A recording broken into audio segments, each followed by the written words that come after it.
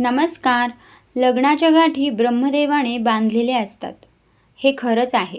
हे आपण प्रत्येकाच्या तोंडून ऐकत असतो. परंतु या गाठी कधी, कुठे आणि कशा बांधल्या जातात आणि कशा घट्ट होतात ते आपल्याला आयुष्य शिकवतं. बरोबर ना? चला तर मग अशा सुंदर कथेला सुरुवात करूया. म्हणतात लग्नाच्या गाठी ब्रह्मदेवाने बांधलेल्या असतात, पण कुणी हे सांगत नाही की त्या गाठी दिसत नाहीत. खरंच कोणी पाहिल्या आहेत का? त्या जाणवतात का? कधी वेदनेत, कधी आधारात आणि कधी अगदी शांतपणे. आर्या आणि समीर हे या कथेचे पात्र. आर्या आणि समीरचं लग्न कोणालाही विशेष वाटलं असं नव्हतं. ना फुलांच्या माळा, ना मोठ्या घोषणा. 2 कुटुंब आणि 2 मनं.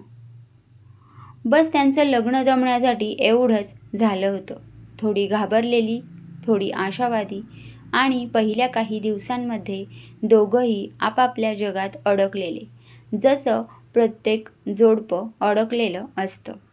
एकमेकांशी बोलायचं होतं, पण शब्द सापडत नव्हते. कारण अचानक घडलेलं किंवा अचानक जुळून आलेलं हे लग्न आणि एकमेकांशी असलेले अनोळखी संवाद. घरात आवाज होते, पण नात्यात शांतता जास्त होती. आर्याच्या मनात एक अपूर्ण स्वप्न होतं, जे तिने कोणालाच सांगितलं नव्हतं. समीरच्या डोळ्यात जबाबदाऱ्यांचा थकवा होता, तोही न बोललेला. काही काळानंतर हे आर्याच्या लक्षात आलं. समीर रोज झोपण्याआधी आईचा फोटो पाहतो आणि हे पाहिल्यानंतर समीरला जाणवलं आर्या गाणं ऐकताना अचानक गप्प होते. या छोट्या छोट्या गोष्टी होत्या, पण त्याच गाठींचे धागे होते.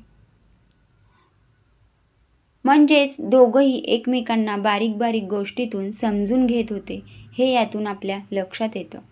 एकदा आर्या आजारी पडली होती. साधा ताप, पण समीर रात्रभर जागा होता. औषध वेळेवर दिलं, पांघरून नीट केलं आणि पहाटे हळूच म्हणाला, "मी आहे." त्या 2 शब्दात आर्याला कधीच न मिळालेली सुरक्षितता मिळाली. कारण आजारपणात जेव्हा आपली जवळची व्यक्ती आपल्याला 2 आधाराचे शब्द देते, त्यावेळेला भरून पावतं. आणि एका दिवशी समीर कामावरून खूप उशिरा आला. खचलेला, शांत. आर्याने काही विचारलं नाही. फक्त गरम जेवण वाढलं आणि त्याच्या बाजूला बसली. त्या दिवशी समीर पहिल्यांदाच रडला. कारण कुणीतरी त्याला काही न सांगताही समजून घेतलं होतं. तेव्हा कळलं ब्रह्मदेव गाठी बांधतो. आयुष्य सुरू होण्याआधीच त्या गाठी बांधलेल्या असतात. पण त्या घट्ट होतात अशा क्षणांमध्ये, जेव्हा कुणी तुमच्या आजारात जागं राहतं, जेव्हा तुमच्या थकव्याला प्रश्न विचारत नाही आणि तुमच्या शांततेलाही स्वीकारत गेलेली. अनेक वर्ष जातात, वाद झाले, मौनही आलं. जसं की प्रत्येक जोडप्यांमध्ये वाद होतातच. वादाशिवाय प्रेमही वाढत नाही. मौनही होतं. तसंच या दोघांचंही, समीर आणि आर्या यांचं वादही झाले, मौनही झाले, पण नातं काही तुटलं नाही. कारण हे तात्पुरते वाद होते. कारण प्रत्येक वेळी दोघंही मागे वळून पाहत होते, आपण कोणत्या गाठीने बांधले गेलो आहोत. एका संध्याकाळी आर्याने समीरला विचारलं, जर आपण भेटलोच नसतो तर? समीर थोडा वेळ शांत राहिला आणि मग म्हणाला, तर ब्रह्मदेवाने आपल्याला पुन्हा कुठेतरी भेटवलंच असतं.